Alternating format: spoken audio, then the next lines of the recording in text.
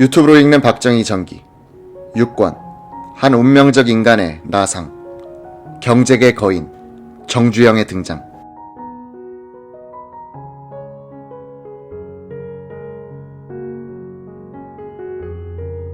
(1963년) 정치의 계절.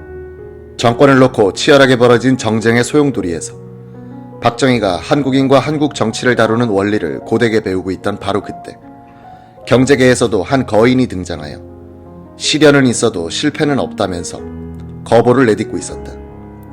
불도저와 크레인으로서 우리 국토의 풍경을 바꿔놓게 되는 정주영은 1963년 현재 박정희보다 2살이 위인 48이었다. 그는 박정희가 만든 조국 근대화란 무대의 한 주인공이 될 운명이었다.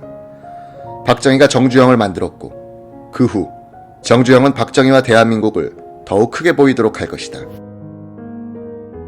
냉철한 혁명가의 창조물인 국가건설이란 시대정신을 우리 민족이 일찍이 경험해보지 못한 속도와 스케일 감각으로 구현하게 될 기업인 정주영은 개발연대의 중심 업종인 건설업을 통해서 근대화의 현장에 나타난다. 박정희는 1962년부터 시작된 제1차 경제개발 5개년 계획 기간 중 여러가지 정치적 어려움을 무릅쓰고 도로, 댐, 발전소, 항만 등 사회 간접 자본에 집중적으로 투자했다. 1962년에는 정부 총투자의 53.3%, 1963년에는 38%, 1965년에는 39.3%, 1966년에는 37.1%를 투자했다. 이에 따라 이 기간의 건설업 매출액의 연평균 성장률은 17.4%를 기록, 국민 총생산 성장률의 2.3배나 됐다. 1960년부터 이미 국내 최대의 건설업체이던 현대건설은 이 기간에 건설업 평균 성장률보다도 4배나 빠른 연평균 72.3%의 성장률을 보였다. 고정급료를 받는 종업원 수는 1962년에 200명에서 1966년에는 846명으로 불었다. 사장은 정주영, 부사장은 동생 정인영, 상무는 정세영, 이명박은 1965년에 해외 파견 사원으로 입사했다. 제1차 경제개발 5개년 계획 기간에 올린 현대건설의 매출액 가운데 90% 이상이 정부가 발주한 공사였다.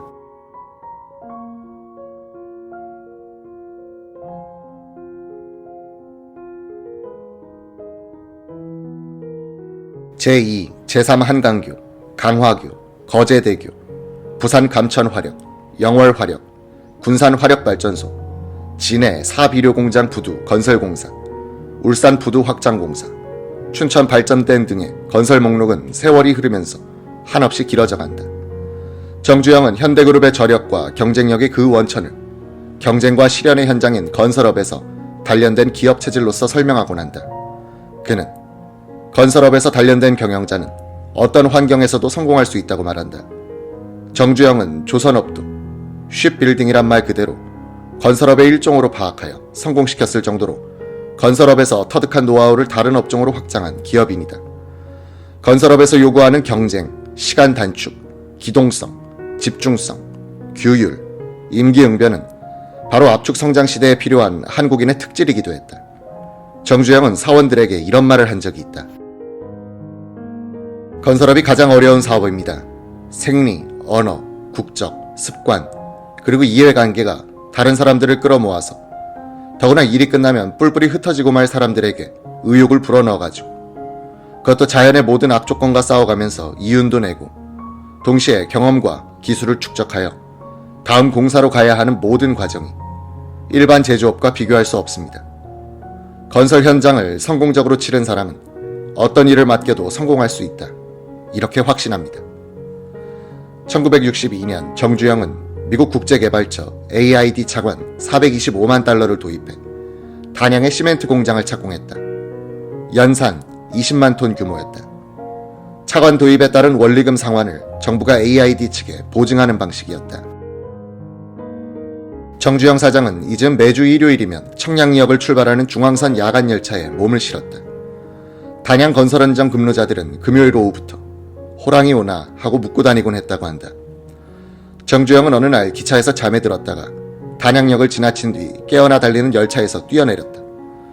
캄캄한 밤을 더듬어 진검다리를 건너고 산골길을 30리나 걸어서 새벽에 현장에 도착했다.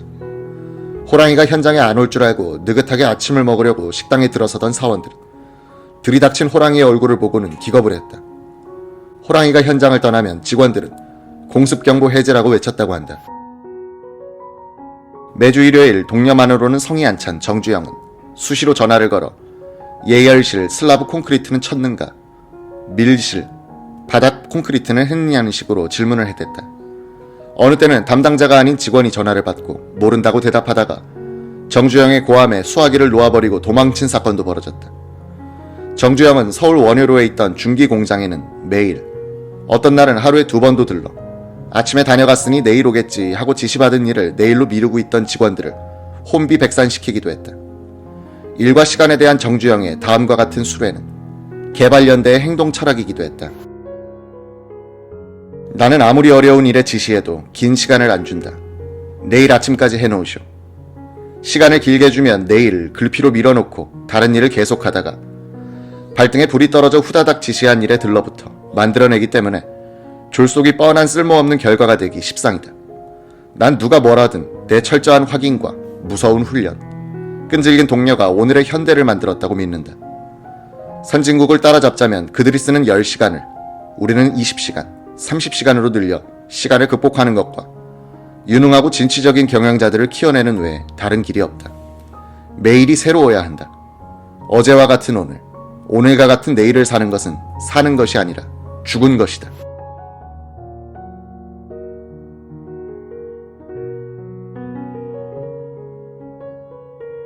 박정희 정권을 지탱하게 되는 인맥과 인재군은 1961년부터 1963년에 군정기간에 형성된다. 김종필 중심의 공화당, 엄민영 등 경북구 출신 중심의 대구 경북 정치인, 정주영으로 상징되는 개발연대형 기업인, 그리고 전두환, 노태우로 대표되는 정규 육사 출신 장교단. 4년제 정규 육사 졸업 제1기 노태우 소위는 1955년에 5사단에 배속됨으로써 박정희 사단장과 처음으로 인연을 맺었다. 박정희 준장은 신임 노소위에 대한 첫인상이 매우 좋았다고 한다. 1956년 박 사단장은 사단을 떠나 육군대학으로 입교하기 전 노중희가 근무하던 부대를 찾아보기도 했다. 박정희는 그 뒤 군수기지 사령관 시절에는 육사 11기 출신 손영기를 전속 부관으로 썼다. 5.16 이후엔 전두환 대위를 민정비서로, 이상훈 대위를 경호계장으로 가까이 두었다. 박정희는 서울대학교 학훈단에 근무하던 노태우 대위를 육군 방첩대로 불러들여 근무하게 했다. 노태우 대위는 박 의장의 특명을 받아 1962년 겨울에서 이듬해 봄까지 근 석 달간 전국 농촌 실태를 조사하는 암행어사 역을 맡기도 했다.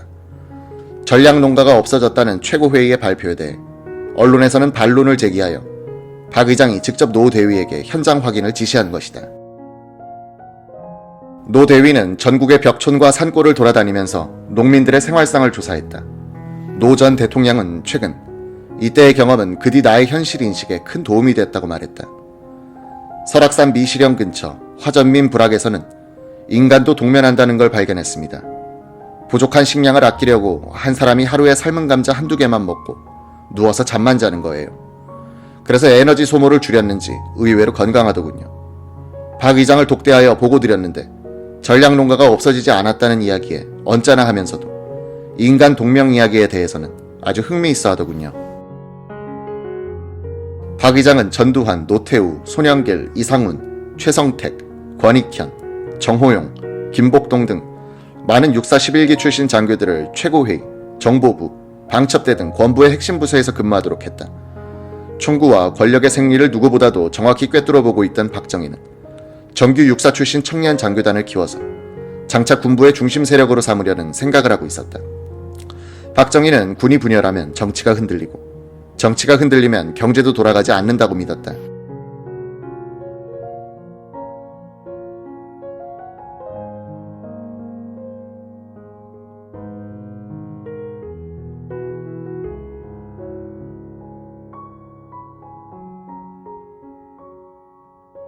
이후 박정희는 정규 육사 출신들 가운데 인재들을 골라 특별히 신경 써서 관리한다.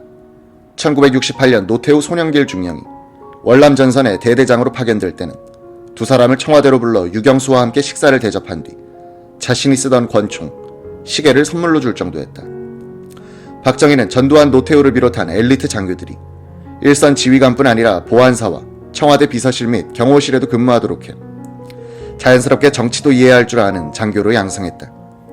이들은 그 때문에 정치 군인이란 비난도 받았지만 이렇게 양성된 장교 집단이 박정희의 급작스런 사후에도 권력을 이어받아 그의 이념과 노선을 일정 기간 지켜간 원동력이 되었다는 점을 부인할 수는 없다. 박정희가 김재규 정보부장의 총탄에 사망한 직후 김종필의 공화당과 정승화 계엄사령관으로 대표되는 구군부는 박정희의 유신체제에 대해서 다소 비판적인 태도를 보이면서 박정희 노선에서 이탈하려는 움직임을 보였다. 전두환, 노태우를 필두로 하는 정규 육사 출신들은 유신체제를 주로 자주국방이란 개념으로 파악하고 있었고 박정희의 죽음을 해석하는 시각에서도 선배들과는 달랐다. 박정희의 민족주의 노선에 의식화되어 있었던 이들은 박정희의 죽음 뒤에 있는 미국의 그림자를 주시하면서 12.6을 민주화의 호기가 아니라 국가 위기로 파악했다고 한다. 박정희에 대한 인간적, 이념적 충성심이 가장 강했던 이들 신군부 세력이 김재규를 단죄하고 박정희 노선의 비판적인 구군부와 공화당 그리고 양김씨로 대표되던 민주화 세력을 제거하고 정권을 잡은 것은 박정희에 대한 보은일 뿐 아니라 박정희식 국가건설 이념의 계승이란 측면도 있다. 박정희는 자신의 철학을 제대로 계승할 정당을 남기는 데는 실패했으나 정규 육사장교단을 친위 세력으로 양성하는 데 성공함으로써 자신의 사후 14년간 군인 출신 엘리트의 집권을 가능하게 했다. 전두환, 노태우 두 대통령 시대에 박정희의 근대화 전략인 선경제발전, 후 정치발전이 마무리되면서 새로운 시대가 열렸으니 1963년을 전후한 시기에 박정희가 정규 육사 출신들을 키우기로 한 선택은 한국 현대사에서 결정적인 의미를 지닌다고 할 것이다. 이 무렵 육사 11기 출신 장교들과 박 의장의 밀접한 관계를 보여주는 한 사건이 있다. 1963년 7월 초 박 의장은 수해를 입은 남부지방을 시찰하던 중 7월 5일 진해에 도착했다. 박 의장은 대통령 별장에서 묵고 수행한 김재춘 정보부장은 해군 통제부 영빈관에 들었다. 이날 밤 서울 본부에서 이상무 국장이 김재춘 부장에게 긴급 보고를 해왔다. 그 요지는 이러했다. 최고회의, 정보부, 방첩대에 있는 육사 11기 출신 장교들이 주동이 되어 4대 의혹 사건 관련자들 40여 명을 체포하기로 했다는 정보가 있어 경찰에 비상이 걸렸습니다. 빨리 올라오십시오. 유튜브로 읽는 박정희 전기 6권 한 운명적 인간의 나상 함석헌과 이낙선의 논쟁.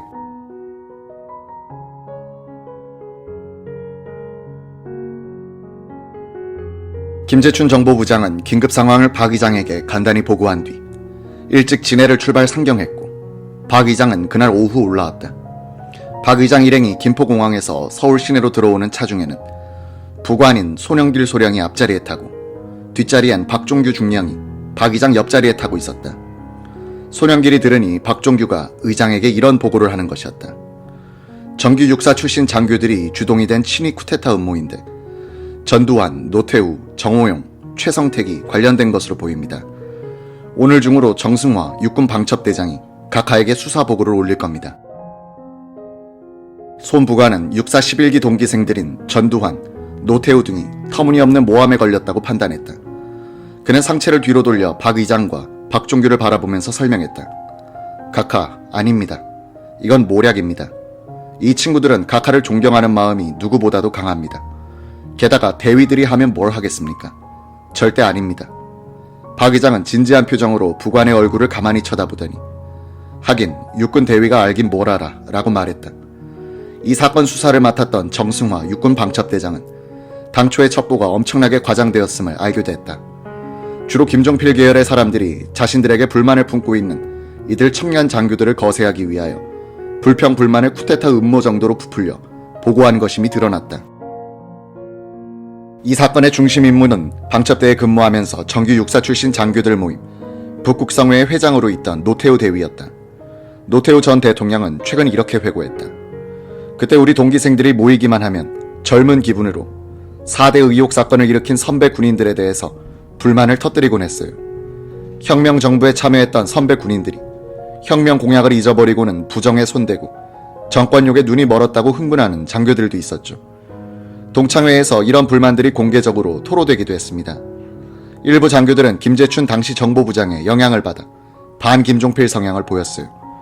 이런 것들이 마치 쿠데타 모의를 한 것처럼 보고된 것인데 방첩대에서 수사에 착수하여 곧 사실과 다름이 판명났습니다.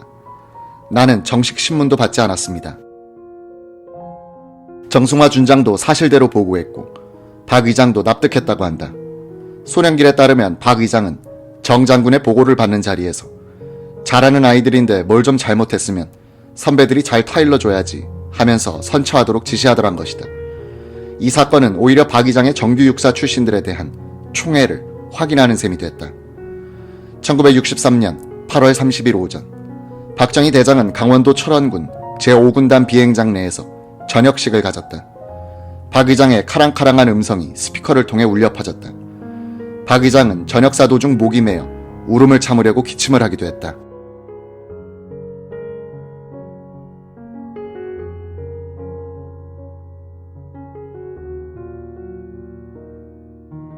지난날 수십만 전우들의 선열로서 결의를 지켜온 조국의 전선, 초연은 사라지고 오늘은 초목에 쌓인 채 원한에 넋이 잠들은 사냐. 이 전선에 본인은 군을 떠나는 마지막 고별의 인사를 드리려 찾아왔습니다. 여기 저 능선과 이 계곡에서 미처 피기도 전에 사라져간 전우들의 영전에 삼가 머리를 숙이고 10여 년을 포연의 전지에서 조국 방해를 위하여 젊은 청춘을 바쳤던 그날을 회상하면서 오늘 본인은 나의 무상한 반생을 함께 지녀온 군복을 벗을까 합니다. 이렇게 시작된 연설에서 박정희는 국가를 중심 가치로 한 군인의 사생관을 밝힌다. 이 대목은 그의 다른 연설에서 발견하기 어려운 국가주의자로서의 진면목이기도 하다. 인간 생존의 권리가 국가라는 생활권 속에서 보장되기 위해서는 또 다른 생명의 성스러운 희생이 요청되는 것입니다. 군인의 길은 바로 여기에 귀일된다고 할 수 있겠습니다. 군인의 거룩한 죽음 위에 존립할 수 있는 국가란 오직 정의와 진리 속에 인간의 제 권리가 보장될 때에만 가치로서 긍정되는 것입니다. 국가가 가치 구현이란 문제 이전으로 돌아가 그 자체가 파멸에 직면했을 경우를 상도할 때 거기에 혁명의 불가피성을 부정할 수 없을 겁니다. 5.16 군사혁명의 불가피성은 바로 우리가 직면했던 혁명 직전의 국가 위기에서 인정되어야 할 것입니다. 5월 혁명은 단순한 변혁도 외형적 질서 정비도 새로운 계층 형성도 아닙니다. 상극과 파쟁, 낭비와 혼란, 무의와 부실의 유산을 조상과 선대로부터 물려받은 우리들 불운의 세대가 이 오염된 민족사의 종지부를 찍고 자주와 자립으로 번영된 내일의 조국을 건설하려는 것이 우리 혁명의 궁극적 지표인 것입니다. 박 의장은 격양된 말투로 자신의 민정 참여를 변호했다. 본인은 군사혁명을 일으킨 한 책임자로서 이 중대한 시기에 처하여 일으킨 혁명의 결말을 맺어야 할 역사적 책임을 통감하면서 2년에 걸친 군사혁명에 종지부를 찍고 혁명의 악순환이 없는 조국 재건을 위하여 항구적 국민혁명의 대우, 제3공화국의 민정에 참여할 것을 결심하였습니다. 연설의 마지막에 박정희 의장은 그의 역대 연설 중 가장 유명하게 되는 말을 남긴다. 오늘 병영을 물러가는 이 군인을 키워주신 선배, 전우 여러분, 그리고 군사혁명의 2년 동안 혁명하라는 불편 속에서도 참고 편달해주신 국민 여러분께 감사드리며 다음의 한 구절로서 저녁의 인사를 대신할까 합니다. 다시는 이 나라에 본인과 같은 불운한 군인이 없도록 합시다. 이날 박 의장은 서울역 앞 공화당사를 방문하여 입당 수속을 끝냈다. 그는 굳은 표정이었고 말이 없었다.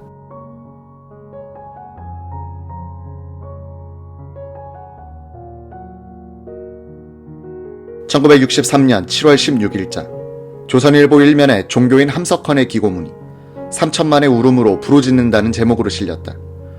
함석헌은 박정희의 쿠데타 직후 월간지 사상계에 5.16을 어떻게 볼까란 제아의 글을 실어 군사혁명을 신랄하게 비판했었다.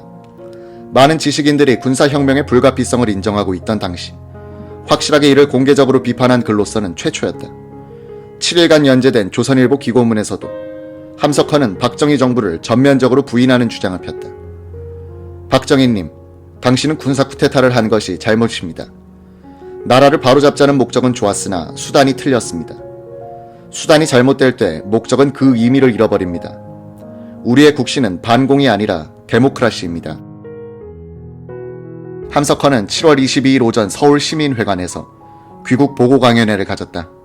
3,500명을 수용하는 시민회관에 1, 2층이 꽉 찼다. 주로 청년, 학생들이었다. 강연회장에 입장하지 못한 청중들은 스피커를 바깥으로 내어달라고 아우성을 쳐 기마경찰이 질서 유지를 위해 출동할 지경이었다. 당시 62세이던 함석헌은 내 진단에 의하면 국민들은 군정을 원치 않으며 군정에 업적이 있다면 물가고에 국민을 허덕이게 한 것뿐이다 라고 비판했다. 이후 함석헌의 대중 강연은 대전 등 지방으로 이어졌다. 그는 군인은 군복을 벗고 3년이 지나야 사람이 된다. 반드시 군에서 혁명이 일어날 것이다. 군인들, 상사의 명령에 기계처럼 움직이는 졸병들이란 표현을 쓴 것으로 최고회의에 보고돼 군인들을 격양시켰다. 함석헌은 예정된 강연이 취소되는 일이 일어나자 이것이 군사정부의 압력 때문이라고 격분하여 8월 16일자 동아일보에 정부 당국에 들이대는 말이란 글을 실었다. 문논이 정부 당국 여러분, 낡은 정치의 부패와 무능을 한번 쓸어버리고 경제 부흥을 첫째로 하겠다고 했고 약속의 2년이 다 지난 오늘은 그 기다렸다던 참신하고 양심적인 정치가는 바로 다른 사람이 아닌 이 나라고 해서 뗏놀러 앉아 정권을 쥐려고 하는 여러분, 당신들은 이 나라를 어떤 나라로 알며 이 민중을 무엇으로 아나? 말 못하는 민중이라 업신여기지 마. 어리석어 그러는 것이 아니다. 착해서 그러는 것이지 무지해서 그러는 것이 아니다. 도리가 우리 속에 있어 그러는 거지 겁나서 가만히 있는 것이 아니다. 크기 때문에 그러는 거지 민중이 내 말을 듣고 싶어 하는데 왜 내가 말하는 것을 방해하나? 대답하라. 천하에 대놓고 대답하라. 대답이 나오는 때까지 나는 물을 것이다. 박정희의 대리인으로서 함석헌에 대한 반격에 나선 것은 5.16 혁명기록의 사관 이낙선 중령이었다. 최고회의 공보비서이던 그는 8월 22일부터 3일간 동아일보에 들이대는 말에 갖다 바치는 말씀이란 제야의 글을 실었다.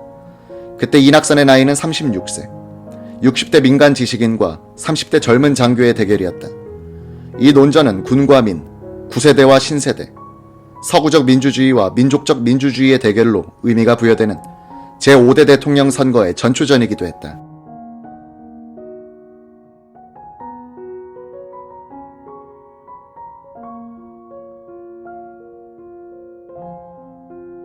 선생님은 박의장이고 공무원이고 군인이고 지성인이고 닥치는 대로 입에 담지 못할 욕설을 퍼부어 놓고 언론 자유도 그 외에 온갖 자유도 없다니 도대체 어쩌자는 겁니까? 작년과 금년의 재해로 정부나 국민들이 온통 야단인데 선생님은 어디서 온 이방인이기에 초연히 앉아 불난집에 부채질만 하십니까? 지금 우리가 가난을 면하기 위하여 걷고 있을 겨를이 없어 세찬 다름박질을 하는 통에 얼마쯤에 무리가 뒤따랐던 것도 사실입니다. 혁명정부는 어리석게도 국민을 편안히 쉬지 못하도록 했습니다. 논길을 넓혀라. 부엌을 개량하라. 호mit자루를 길게 하라. 리어카를 이용하라. 돼지를 길러라. 가을가리를 하라. 퇴비를 많이 만들어라. 자동차는 고, 스톱을 지켜라. 양담배를 피지 말라. 깡패를 잡아라고 했습니다. 그래서 요 다음에 표 찍을 때 보자고 하는 말도 들었습니다. 5.16은 결코 인기를 얻기 위한 것이 아니었습니다. 이낙선은 군대가 민주주의와 동떨어진 존재라는 주장에 대해서 이렇게 반론하면서 군사문화의 논리를 당당하게 내세우고 있다. 선생님은 군에서 부정선거에 한거한 일, 정군운동, 소위 하극상 사건이 왜 일어났는지 알 까닭이 없습니다. 선생님이 해박한 지식을 과시할 때 우리는 주견 있는 총명으로 답할 겁니다.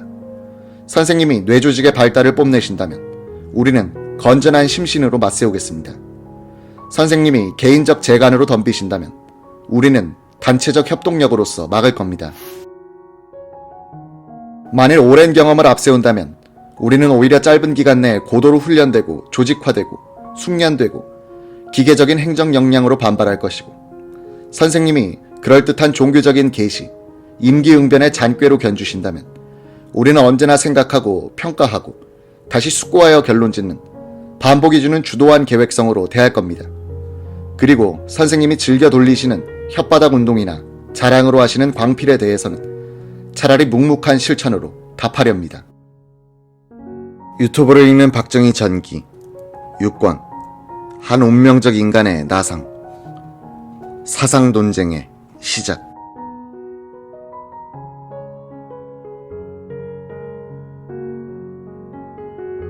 1963년 7월 5일 민정당의 대통령 후보 윤보선은 야당 통합에 의한 단일 후보 실현을 위해서 후보를 사퇴한다고 발표했다.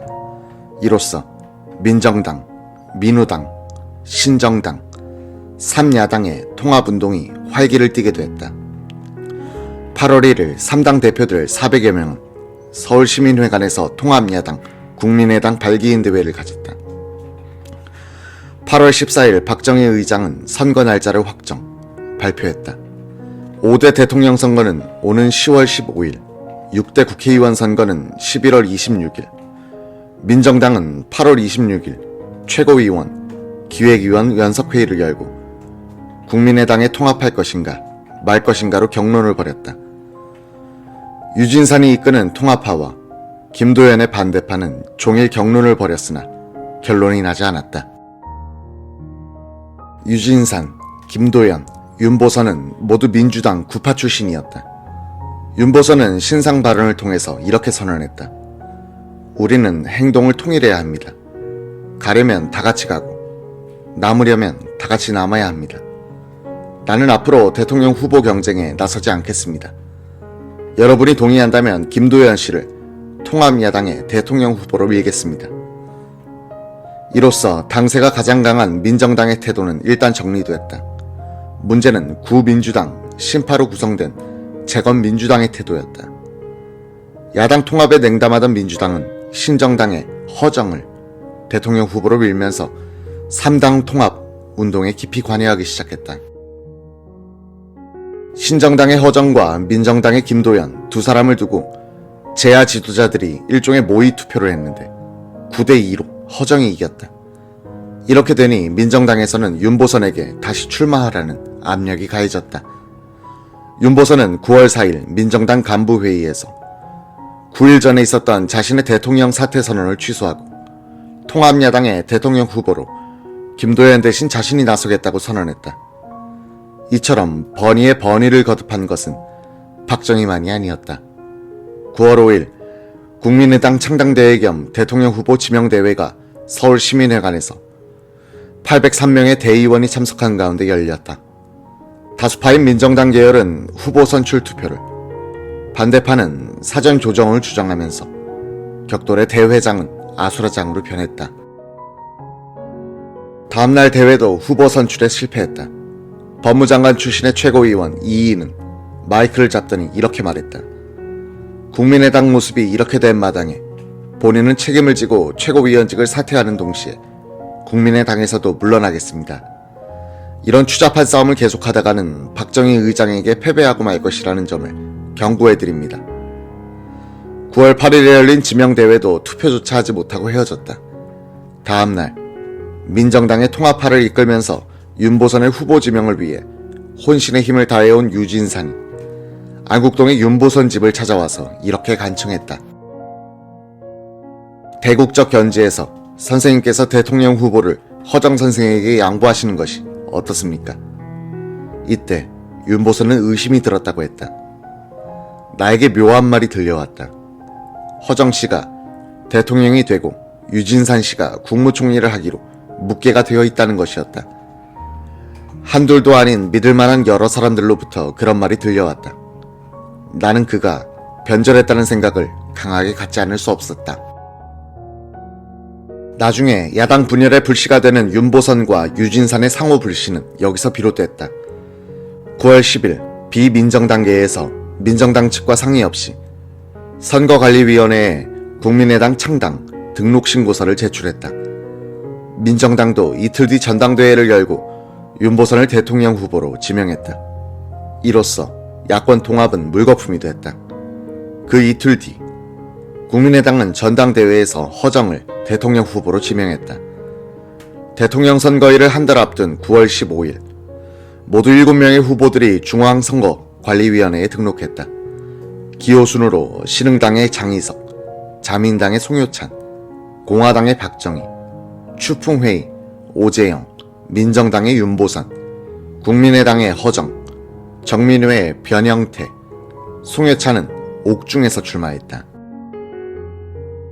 후보 등록 이후 박정희 의장이 8월 30일자로 공화당에 입당하고 다음날 총재에 취임하면서 대통령 후보를 수락한 것이 위법이라는 시비가 일어났다. 박정희가 5.16 혁명 직후 헌법을 정지시키고 공포한 국가재건 비상조치법은 최고회의가 헌법에 규정된 국회의 모든 권한을 대행한다고 되어 있었다. 구국회법 19조는 국회의장이 정당에 적을 두어서는 안 된다고 규정하고 있었기 때문에 국회의장의 권한을 인수한 박정희 최고회의 의장이 공화당에 가입한 것은 위법이라는 주장이었다. 최고회의 측도 이 점을 뒤늦게 알고는 1963년 9월 3일 서둘러 비상조치법을 고쳐 최고회의 의장은 정당이나 사회단체에 가입할 수 있다고 했다.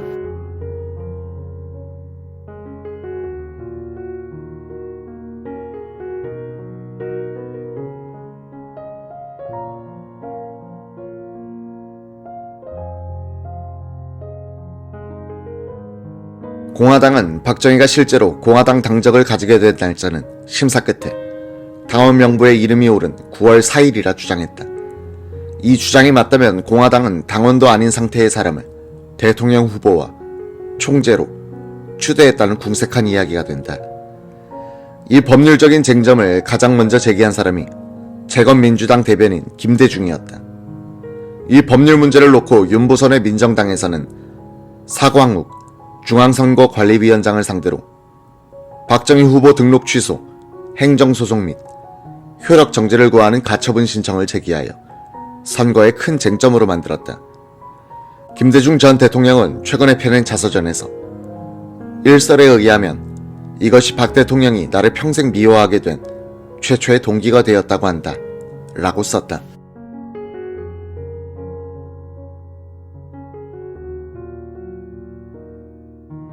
(5대) 대통령 선거의 선격을 이념 및 사상 논쟁으로 만든 최초의 신호탄은 박정희 후보가 1963년 9월 23일 서울중앙방송을 통해서 발표한 정견 발표였다. 이 연설에서 박정희는 특유의 카랑카랑한 목소리로 민정당의 윤보선 후보로 대표되는 구 정치인들을 사대주의적 근성을 가진 천박한 자유민주주의자로 몰아붙였다. 박정희는 이 연설에서 민족의식이 없는 사람들에게 자유민주주의는 항상 잘못 해석되고 또 잘 소화되지 않는 법이다 라고 했다. 그는 또 사회 질서를 요구하는 것은 탄압이다.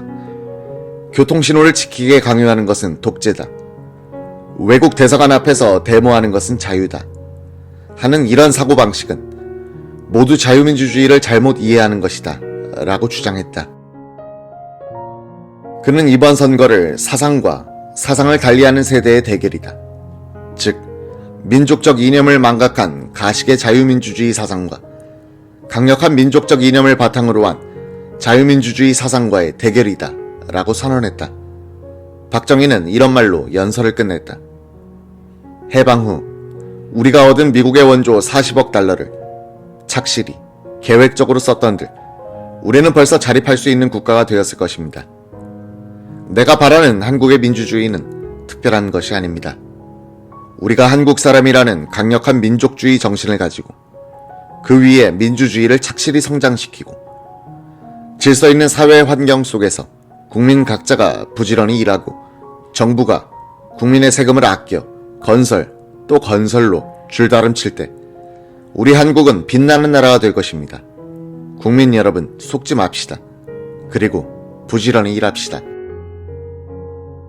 9월 24일 민정당 대통령 후보 윤보선은 민정당 완주지구당 위원장 집에서 기자회견을 가졌다. 한 기자가 이런 질문을 했다. 박정희 후보는 어젯밤 선거 방송 연설에서 윤모는 참다운 민주주의를 하는 사람이 아니고 더욱이나 애국하는 사람이 아니라는 취지의 말을 했는데 해의 선생님은 어떻게 생각하십니까? 윤보선은 이 말에 분노가 울컥 치밀었다고 한다. 적어도 박정희 씨는 그런 말을 할 자격이 없다. 천황을 위해서 목숨을 바치기로 맹세했던 사람이 아니었던가. 해방 뒤에는 자의로 공산주의에 투신하여 2번이나 나라를 해치려 했던 사람이 아닌가. 적반하장도 유분수다. 그가 먼저 싸움을 걸어온 이상 참을 수 없다. 윤보선은 이렇게 말했다. 내가 할 말을 박 후보가 방송을 통해서 했는데 국민이 현명하게 판단할 것입니다. 우리는 가식적, 이질적 민주주의와 대결하고 있습니다. 나는 오히려 박 의장의 민주사상을 의심해 마지 않습니다. 박 의장의 국가와 혁명과 나라는 저서를 보면 서구의 민주주의가 대한민국에 맞지 않는다라고 말했는데 이것은 무엇을 말하는 겁니까? 이 책을 보면 이집트의 나세르를 찬양하고 히틀러도 쓸만한 사람이라고 했는데 과연 이 사람이 민주주의를 신봉하는 사람인가 의심하지 않을 수 없습니다. 나는 어제 여수에서 유세를 하면서 느낀 바가 있는데 여순 반란 사건의 관련자가 정부 안에 있다는 것을 상기해야 합니다. 여순 반란 사건은 민주주의와 민족주의를 신봉하는 사람이 한 것은 아니라고 생각합니다. 윤보선이 지칭한 여순 반란 사건 관련자란 박정희 후보를 말하는 것임이 명백했다. 윤보선은 당신은 용공이 아닌가 라고 직격탄을 날린 것이다. 다음날 9월 25일 야당계로 보이는 구국청년동지회의 이름으로 서울 시내 곳곳에 전단이 뿌려졌다. 그 내용은 북한에서 밀파한 황태성 사건의 진상을 박해라는 것과 공화당에 대한 사상 공세였다. 공화당 내에 6.25 당시 부역자 및 그의 가족이 월북한 자가 있다는 사실도 알고 있는가? 공화당의 중견 간부인 김모 씨가 6.25 당시 부역을 했다는 사실을 아는가? 라는 질문은 일반 서민들이 가진 악몽을 상기시키기에 충분했다. 부역자라는 낱말에는 전쟁 중 공산당의 편을 든 사람들에 대한 증오심보다 그런 누명을 쓰고 억울하게 죽어가거나 불이익을 받은 사람이란 인상이 더 강하게 묻어 있었다. 박정희에 대한 윤보선 측의 사상 공세는 유권자들의 반공의식에 호소하려는 계산이 있었겠지만 서민들의 생활 감정을 상당히 떠나고 있었다. 박정희는 국민의당 후보로 나온 허정과 연초에 몇 번 만나고 나서는 호평을 했다. 박 의장은 선거 기간 중에도 허정과 손을 잡는 방안에 미련을 버리지 않았다. 지방 유세 중 박정희는 자신을 수행한 박상기를 불렀다.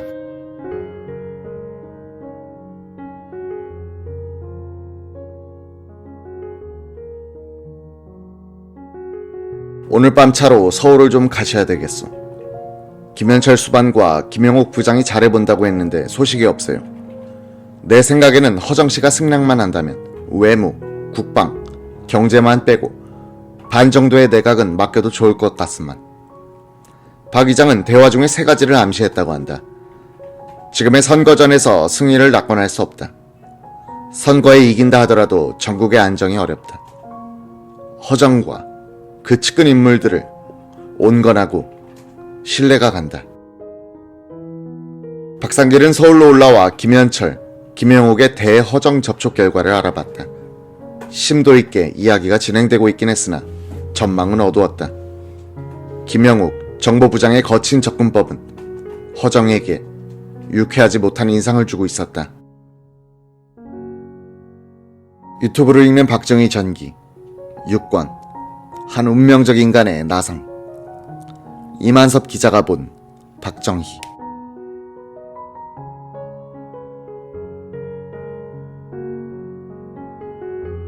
박정희 의장의 특명을 받고 국민의당 허정 후보의 사퇴를 종용하려고 서울에 올라온 박상길은 허정과 가까운 박세경 변호사에게 중개를 부탁했다.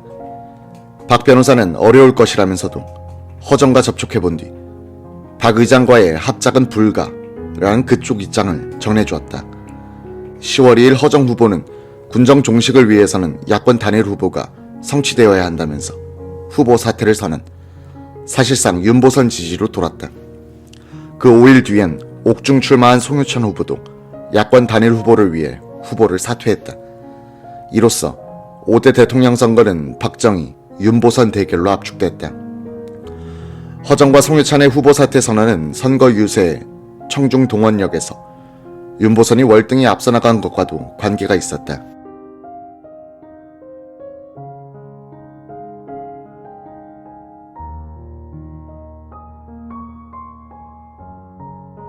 윤보선은 서울고등학교 교정 유세에서 약 4만 명, 대구 수성천변 유세에서 약 8만 명, 부산 역전 광장 유세에서 약 6만 명을 동원했다.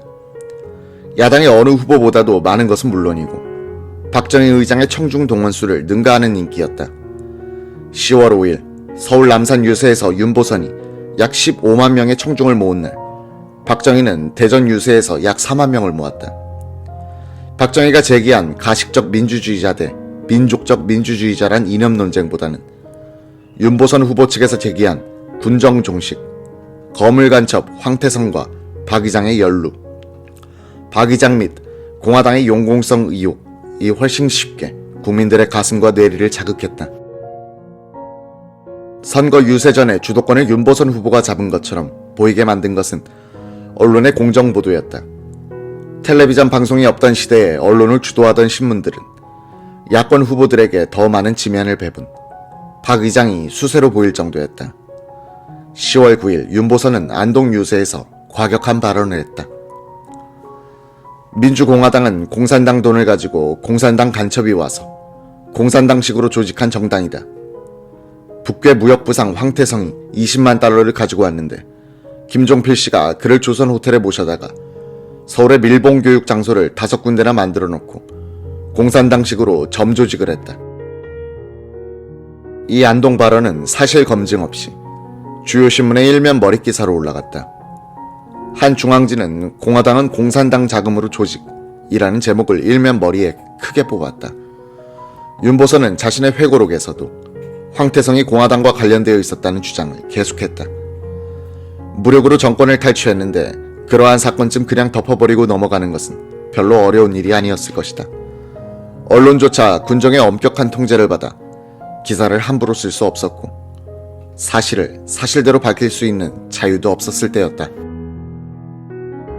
황태성이 1962년에 공화당 사전조직에 관여했다는 소문은 당시부터 떠돌았으나 확인된 적은 없고 여러 가지 정황으로 미루어 사실이 아닌 것으로 보인다. 윤보선의 논리구조는 소문을 사실로 단정한 다음 군사정권이니 그런 엄청난 사실을 덮어버렸다는 결론을 내리는 식이었다. 이런 논리의 비약은 그가 집권자였다면 용공조작이라 불릴 만한 사실 왜곡이었다. 당시 민주당 대변인이던 김대중 전 대통령은 최근에 출간한 자서전에서 이렇게 지적했다. 공산당과 인연을 끊고 반공을 내걸고 있는 박 후보에게 그 비난은 걸맞지 않았다. 게다가 윤 후보가 상대를 공산당이다 라고 비난하는 그 방식이 국민들에게 어두운 과거의 일을 떠올리게 했다. 해방 후 미군 군정 시절과 이승만 대통령 시절에는 반대 세력을 탄압할 때 모두 공산당이라고 날조한 뒤 숙청시켰다. 윤 후보의 발언에서 만약 정권을 잡으면 반대파를 공산당으로 몰아서 제거하는 과거의 공포정치가 재현되는 것이 아닌가 하고 대다수 국민들은 공포감을 가졌던 것이다. 박정희는 윤보선 후보의 사상공세에 대해서 마치 용공조작의 희생자처럼 말했다. 싸우다 힘이 부족하면 빨갱이라는 모략을 하는 것이 바로 야당이다. 과거 한민당이 이따위 수법을 썼는데 오늘에 와서도 야당은 똑같은 수법을 쓰고 있다. 과거와 양상이 다르다면 과거는 여당이 야당을 잡았는데 지금은 야당이 여당을 잡으려 하고 있다. 박정희는 10월 9일 부산 공설운동장 유세에서는 이렇게 말했다. 나는 전방사단장도 하고 야전군 참모장도 했다. 내가 빨갱이였다면 사단을 끌고 북으로 넘어갈 수도 있었다. 그런 위험한 사람이 혁명을 일으켰는데 윤 후보는 왜 대통령직에 앉아있으면서 우리를 비호했나. 이 자리에서 박정희는 역공으로 나왔다. 근친자의 사상 문제로 결백한 사람의 출세를 막고 있는 연좌제를 희정하겠다고 공약한 것이다. 윤보선 후보의 사상 공세에 그렇게 대응한 데는 박정희가 읽은 민심과 윤보선의 그것이 달랐기 때문이었다. 박정희는 자신에 대한 용공 의혹을 제기하는 윤보선의 공격 내용을 축소 보도하도록 언론계에 작용하려는 측근들을 제지하면서 그거 더 크게 내라고 해 라고 했다. 사상 문제로 지옥의 문턱까지 갔다가 생還한 박정희는 좌익 전력자인 단체인 보도연맹에 소속됐다고 해서 6.25 개전 초기에 억울하게 학살된 사람들이 많은 경상도, 전라도 지역 민심을 정확히 읽었다고 평가된다.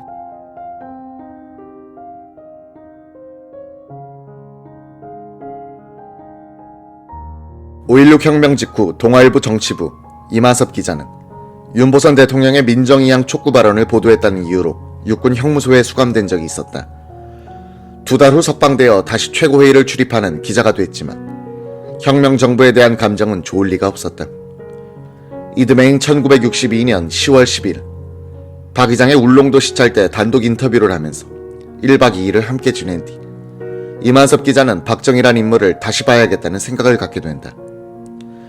일본 육사 출신이라는 인식으로 박정희를 본 것이 그 이전의 제 시각이었다면 그 이후부터는 대구 사범 출신의 선생님이라는 느낌으로 변화되는 것이었습니다.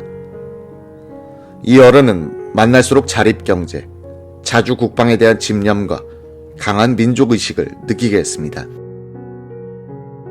그는 정치부 기자로서 살펴본 박정희, 윤보선 두 사람의 인상을 이렇게 회고했다. 윤보선 씨는 온화한 인상이 점잖은 분이었죠.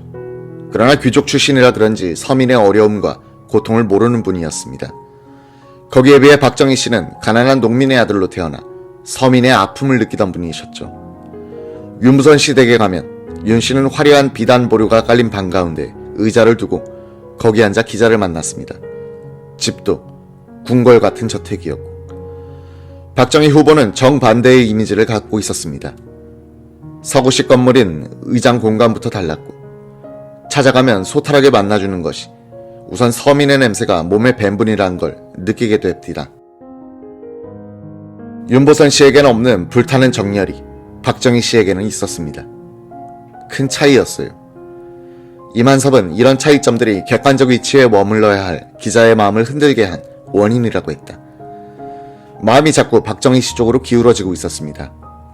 이분이 나라를 맡아 4년이나 8년 정도만 하면 이 나라는 달라질 수 있을 것이라는 생각이 자꾸 들었어요. 그러니 윤보선 씨를 취재해 기사를 쓰려면 부정적인 마음이 앞서 펜이 기울어지려고 하는 겁니다. 중립을 지켜야 하는 기자로서는 안 되는 일이기도 했고 언론을 모독하는 느낌이 들어 미안한 마음이 생겼습니다. 이만섭 기자는 이럴 바에야 차라리 박 의장 쪽에 들어가서 돕는 것이 좋겠다고 결심했다고 한다. 1963년 추석 다음 날인 10월 3일 이만섭 기자는 서울 장충동 의장 공간으로 박 의장을 찾아가 말했다. 의장님, 제가 동아일보 그만두고 의장님을 돕겠습니다. 너무 고맙소. 너무 고맙소. 이만섭의 표현으로는 박 의장이 100만 원군을 얻은 표정이었다는 것이다.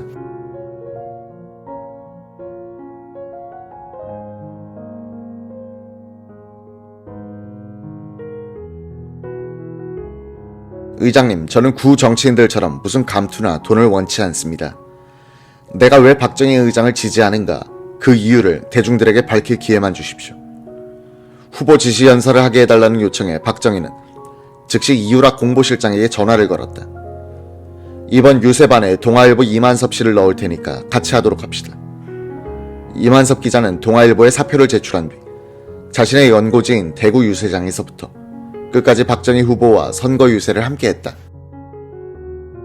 이만섭은 박정희 후보 유세 연설문의 경우 원고는 없었고 전국 유세를 다니면서 침식을 같이 했던 이우락 실장과 내가 메모 형식으로 써올리면 박 의장은 이것을 연설에서 거론하는 식이었다고 한다. 당시 조선일보 정치부 기자 이종식은 박 후보는 좋은 말을 많이 했지만 약간 딱딱해서 공화당에서는 선동적인 연설을 잘하는 이들을 찬조연사로 내세우고 있었다 라고 회고했다. 이만섭 고문은 박 의장은 군생활을 오래 한 덕분인지 원고 없이도 연설을 잘했죠. 웅변은 아니더라도 차분하고 조리 있게 짚고 넘어갔습니다. 대중들을 들었다가 놨다 하는 재주는 없었지만 유세 지역이 바뀌어도 우리가 원하는 방향으로 분명하게 연설했습니다 라고 말했다. 박 후보의 두 번째 지방 유세는 10월 6일 대구 수성천변에서 열렸다. 연단에 앉아있던 박정희는 인산인해를 이룬 청중들을 보면서 초조한 듯 이만섭에게 오늘 잘해야 돼요 라고 몇 번이나 말했다.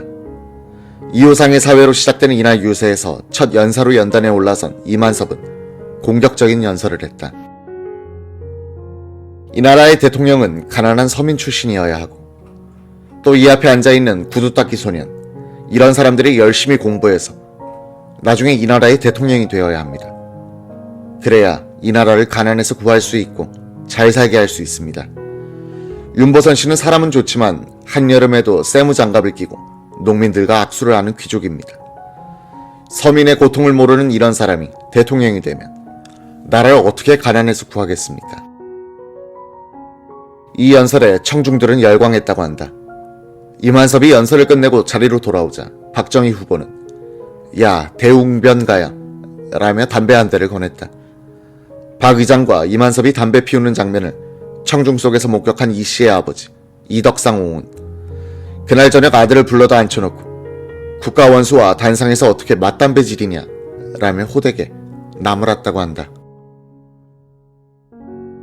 유튜브로 읽는 박정희 전기 6권 한 운명적 인간의 나상 벼슬아치와 구정치인을 향한 비판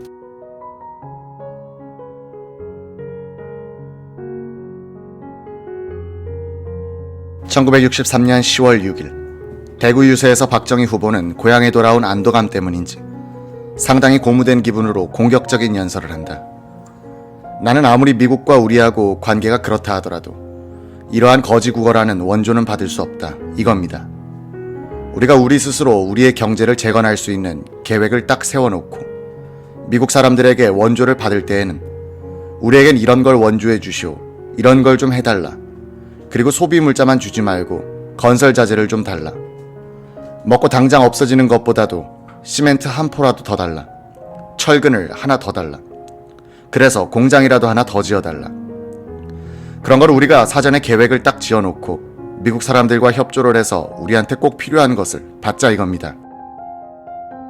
미국 시민들이 우리를 도와주기 위해서 세금을 모아서 도와주는 게 이 원조이기 때문에 우리는 이것을 규모 있게 계획적으로 효과 있게 잘 써야 되겠다 이겁니다.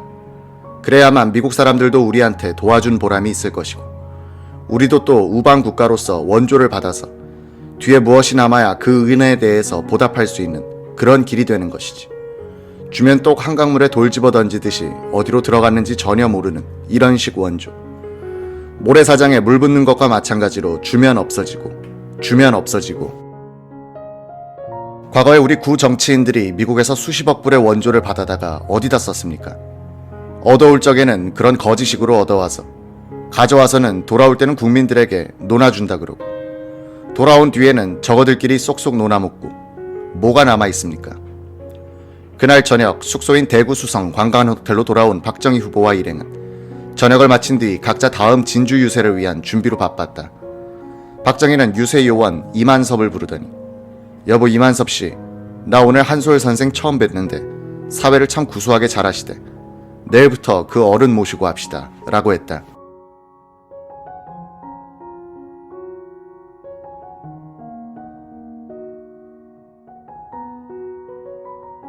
(10월 7일) 진주 유세부터 박정희 후보는 검은색이 옅게 깔린 안경을 쓰고 연단에 오른다. 연단에서 인사를 한 박정희 후보가 막 연설을 시작하려는 순간 청중 속에 한 노인이 손나팔을 만들어 고함을 쳤다. 그 박 이장류 안경 좀 벗어보소. 관상 좀 봅시다. 박정희 후보는 그 노인을 향해 아 그래요 네 벗지요 라며 안경을 벗었다.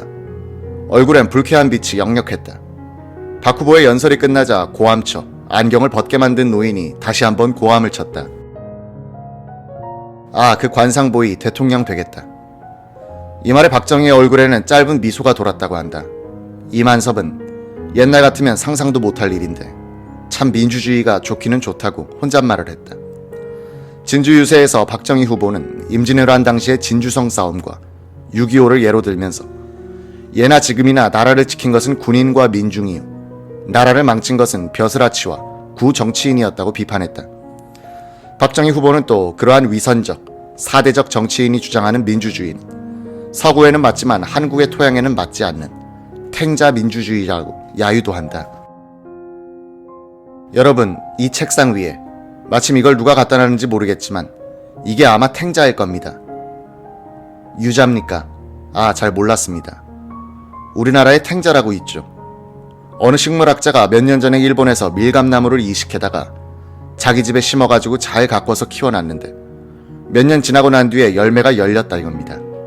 노란 게 열렸는데 따보니까 이것은 밀감이 아니고 탱자가 열렸더라 이겁니다. 민주주의도 마찬가지입니다. 외국에선 그것이 아무리 좋은 민주주의라도 서구 제국에선 가장 알맞은 그런 제도였을지 모르지만 그것을 우리나라에 갖다가 완전히 밀감을 만들기 위해선 여러 가지 여건을 잘 만들어주어서 어느 시기에 가서 접목을 시켜서 이것이 완전히 우리나라에서 밀감이 될 수 있도록 해야 되는 것이지. 그냥 갖다 여기다 꽂아 놓은 것은 민주주의가 되지 않고 탱자 민주주의가 된다 이겁니다. 6.25 사변 때 공산군이 우리를 침략했을 때 이것을 나가서 총칼을 들고 목숨을 걸고 싸워서 나라를 지켰던 사람들이 누구였습니까? 당시에 우리 국군 장병이요, 자진해서 군에 입대한 우리 애국 시민, 학생, 학도병 또는 저 시골 농촌에서 학교도 가지 못하고 지게 목발을 두드리던 불우한 청년들이 전부 끌려 나와서 지게 목발 대신에 총칼을 들고 전방에서 공산당과 싸워서 이 나라를 지켜왔습니다. 오늘날 우리나라의 소위 구정치인, 과거에 정치를 했다는 사람들이 무슨 소리를 하고 있습니까? 이 나라에서 민주주의를 할 줄 아는 것은 우리뿐이고 이 나라에서 민주주의를 지킨 것은 우리고 느그는 전부 가짜고 이질 민주주의고 위험한 민족주의고 심지어 나아가서는 빨갱이고 공산당이고 이렇게 떠들고 돌아다닙니다. 지금 동작동 국립묘지에 잠들어 있는 전몰 장병들은 아직 한 번도 이 나라의 민주주의를 지킨 것은 우리뿐이다 하는 얘기를 한 적이 없습니다.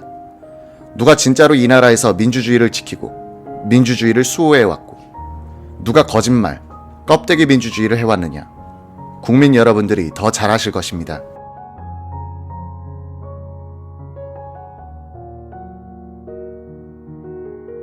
(1963년) 박정희 대통령 후보의 연설을 녹음 테이프로 들어보면 그의 연설은 기교가 없고 투박하다. 당시 고등학교 2학년생이던 기자는 10월 9일 부산 공설운동장에서 있었던 공화당 유세를 들으러 갔다.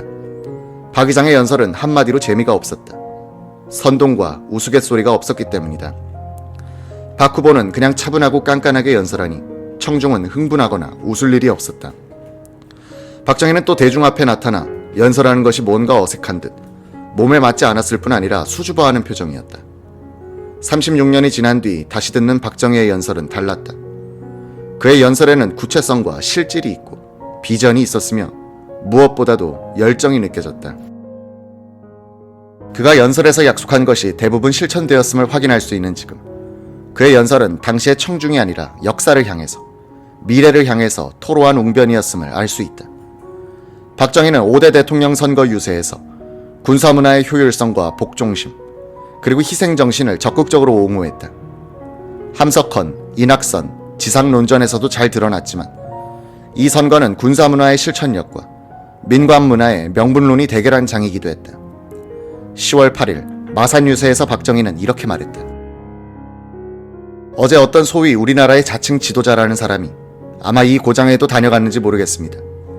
그는 선거전이 벌어지기 전부터 전국 방방곳곳을 돌아다니면서 군인은 군복을 벗어도 한 3년 동안은 때가 벗겨지지 않는다. 군대 갔다 온 놈은 전부 집에 앉아서 한 3년 동안 물을 끓여놓고 때를 벗겨라 이겁니다. 여기 지금 군대 갔다 온 제대 군인들이 많이 계시죠. 완전히 군복을 벗고 민정에 참여하더라도 이것은 옷만을 바꾼 군정이다. 그러니까 우리 야당 구 정치인들이 정권을 잡아야겠다. 이거 여러분들이 혹 정신을 못 차리면 감쪽같이 속아 넘어갈지도 몰라요. 군인이 군대에 가서 무슨 지독한 짓을 했기에 3년 동안 벗겨야 할 때가 묻어 있습니까?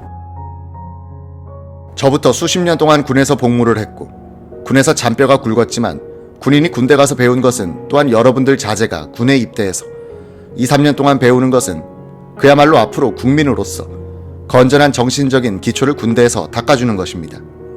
자기 맡은 임무에 대해서 충성을 다하자. 국가에 대해서 충성을 해라. 상사의 명령에 대해 복종을 해라. 동료, 단체를 위해서는 희생정신을 발휘해라. 모든 일에는 감투정신을 발휘해라. 이런 모든 것은 국민들이 모두 갖춰야 될 훌륭한 정신적인 덕목입니다.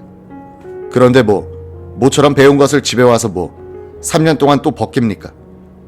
그리고 나서 구 정치인들이 하는 것과 마찬가지로 얼렁뚱땅하니 그저 남을 속이기나 하고 사기나 하고 협잡이나 하고 하는 그런 재주를 또 배우라는 그 말입니까? 10월 9일 부산 유세에서 박정희 후보는 낭만에 빠질 여유도 없는 것이 조국의 현실이라고 했다. 어제 마산에서 유세를 마치고 부산으로 자동차를 타고 왔습니다. 연도의 풍경은 대단히 아름다웠습니다. 오곡백과가 대풍년을 이뤘습니다. 연도에는 코스모스가 한없이 피어서 지나가는 사람들로 하여금 대단히 부드러운 기분을 주었습니다. 한 곳을 지나오면서 보니까 땅에 납작하게 붙은 쪼매난 오막살이 주막이 있었습니다. 그 집에 코스모스가 피었는데 그 코스모스 키가 오막살이 집보다 오히려 더 클 정도로 납작하게 붙은 주막집입니다. 거기 어떤 농부 같은 한두 분이 앉아서 막걸리를 일에 기울이고 있었습니다. 맑고 높은 가을 하늘, 오막살이 주막집, 코스모스, 두 사람의 농부, 막걸리. 이 광경이 아주 낭만적인 것 같습니다. 그러나 우리가 이것을 하나의 낭만이라고 듣고 버려둘 수 없는 심각한 문제가 있는 것입니다. 무엇이냐?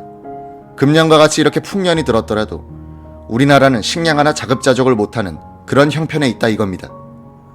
이 선거를 취재하러 한국에 온 재미동포 언론인 피터 현은 그때 뉴욕 헤럴드 트리뷴 특파원이었다. 그는 윤보선 후보를 먼저 인터뷰했다. 피터 현의 집안과 윤보선의 집안은 서로 잘 아는 사이였다.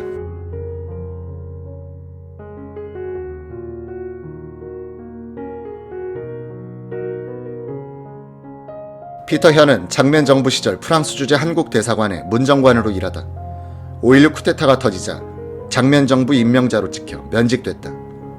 그는 박정희에 대한 악감정을 품고 왔다.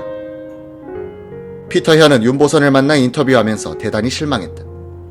국가 운영에 대한 비전을 발견할 수 없었기 때문이다. 국가적 문제를 어떻게 해결할 것인가란 질문에 윤보선은 내가 대통령이 당선되면 모든 게 잘 될 것이다. 그런 것은 대통령이 당선된 뒤 생각해볼 문제이라는 식으로 대답해 기사화할 말을 찾을 수 없었다는 것이다. 피터 현이 1963년 10월 6일자 뉴욕 헤럴드 트리뷴에 쓴 선거 관련 기사에도 윤보선의 말은 한마디만 소개돼 있다. 나는 군사정부에 가장 강력하게 대항한 사람이고 박정희 일파가 몰고 온 해악을 치유할 능력이 있으므로 출마했다. 피터 현은 박정희 후보가 대구에서 유세할 때 따라 내려가서 그와 인터뷰했다. 박 의장의 집권에 의해 실직이란 피해를 입었던 피터 현은 국가 건설에 대하여 설명하는 박정희의 진지성과 열정에 감복하여 선입견이 바뀌었다. 그는 사정을 끊고서 윤보선보다는 박정희에게 유리한 기사를 쓰게 된다.